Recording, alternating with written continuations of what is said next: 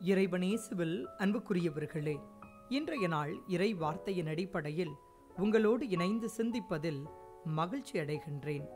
இன்றைய இறை வார்த்தைகள் இன்னும் ஆழமாக பேதுருவின் வாழ்வோடு நமது வாழ்வை ஒப்பிட்டு பார்த்து நல்லதொரு நம்பகத்தன்மையை உருவாக்கிக் கொள்ளவும், ஆண்டவருக்கு உகந்த வழியில் நமது வாழ்வை அமைத்துக் கொள்ளவும் நமக்கு அழைப்பு விடுக்கிறது.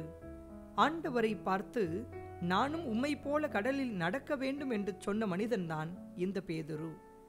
நம்பிக்கையோடு அவர் சொல்ல கடலில் வலையை வீசி மீன்களை அள்ளி கொண்டு வந்தவர்தான் இந்த பேதுரு.